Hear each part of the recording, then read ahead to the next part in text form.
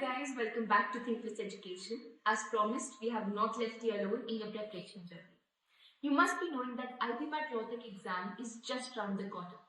You must be worried and in a lot of stress on how to attempt these questions with efficiency and accuracy.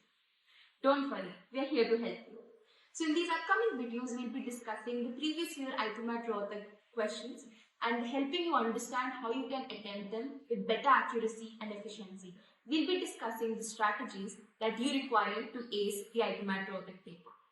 So today's topic is sentence correction from verbal ability. So without any further ado, let's move into today's video. So the first question is, the war of Mahabharata is the full-length illustration of a righteous war. And the D option is no error. So once I read this question, I get that it is talking about the epic, the Mahabharata. But the epic is not highlighted here. Mahabharata is being taught, which is a very specific thing. So automatically, the thing that comes in my mind is articles. Article is missing. So hence, the war of Mahabharata should be the war of the Mahabharata. That is the error in this sentence. Moving on to the second question. To perform this experiment, drop little sugar into a glass of water. No error. Now here we are talking about quantities. So if you see the part B, drop little sugar, it's not little. When you want to signify just a small amount, you use a little. So here also we see the use of the concept articles. So the error in the sentence is in part B, drop a little sugar. The third question. You may appoint whoever you think can do the job most efficiently. Here we need to choose between whoever, whomsoever and someone. We need to really understand the concept of whoever, whomsoever and someone. So when we look at whomsoever and whoever, when our sentence is talking about the subject, which is a person, we use whoever. But when the sentence is talking about the subject, which is an object, we use whomever or whomsoever. So that's why in this sentence we're talking about a person.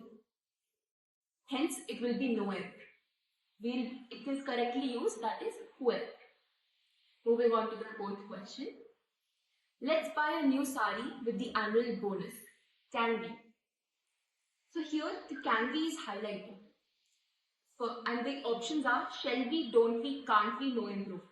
So if we see that with we, shall is the most appropriate.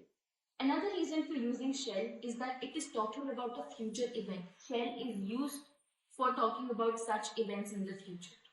Hence, here we will have an improvement and the correct option will be shall be. You need to be really clear with your tenses and with the modals. The last question is, Anand has the guts to rise from the occasion and come out successful. When you even look at the options that are to rise with, to rise against and no correction required, you get the idea that we are talking about the phrasal verbs here. So the phrasal verb that need to be corrected is rise from. If you know the meaning of rise from, it is that you've overcome a difficult situation to reach at a much higher level. So hence, rise from correctly indicates the essence of the sentence that Anand has overcome a difficult situation to reach to a much more successful situation. Hence, there is no correction required. So these were the main important questions that came up in the previous IPMAT Rohtak exams. I hope that you understood some of the important underlying concepts that were used to solve the sentence correction questions. So stay tuned because we'll be having many more videos from quantitative aptitude and logical reasoning as well to help you understand the exam pattern and the strategy required. Thank you so much guys and happy preparation.